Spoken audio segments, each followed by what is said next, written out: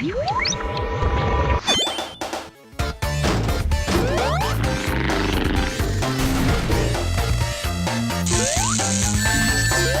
Team's second attempt at recapturing its popular mascot's glory days in the 16-bit Genesis harkens back to 1992's Sonic the Hedgehog 2, which was notable for introducing Sonic's sidekick, Tails.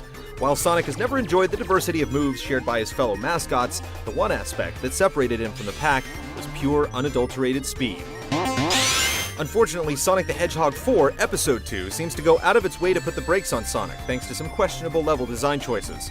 Instead of including creative ways to maintain the Blue Blur's blistering pace, the game often brings the action to a screeching halt, requiring the use of sluggish, imprecise teamwork moves in the air, underwater, and on the ground to overcome obstacles. The developers have effectively slowed Sonic's roll.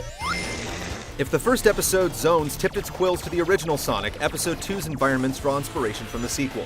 Not only are you accompanied by the young fox Tails, whose nickname is apparently derived from a birth defect, you'll also experience stages reminiscent of Sonic 2's Oil Ocean, Aquatic Ruin, Sky Chase, and Wing Fortress zones. Collecting at least 50 rings on a stage also opens up access to a bonus round, which mirrors Sonic 2's half-pipe race format. The visuals throughout are bright and colorful, with the developers opting for 3D characters and a more modern look instead of 2D sprites. The sound effects were spot on from the earlier games, but the retro-flavored chiptunes are grating and detract from the presentation. The controls also disappoint, lacking the crispness found in the 16-bit games, particularly when trying to use Sonic's homing attack.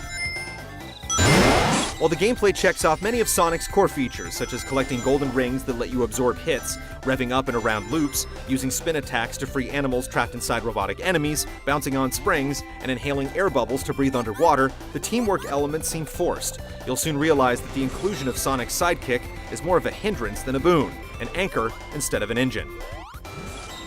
Tapping a button has Sonic and Tails performing a context-specific tag team move introduced by a hand-slapping animation that will have Tails slowly lifting Sonic in the air, propelling him underwater, or forming a ball to break down barriers. You'll need to use these pace-killing moves frequently throughout the game's 4 acts, each consisting of 3 stages, as well as a drawn-out boss battle against either Dr. Eggman or Metal Sonic. While the main content can be completed within an hour, there is some replay value associated with trying to get faster times on each stage, discovering alternate routes, or acquiring the elusive Chaos Emeralds. Both local and online cooperative play are also supported, but the multiplayer aspect is more frustrating than fun since you have to share rings and life between characters. Sonic the Hedgehog 4 Episode 2 ultimately feels loose where it should be tight, slow where it should be fast, and tedious where it should be exciting.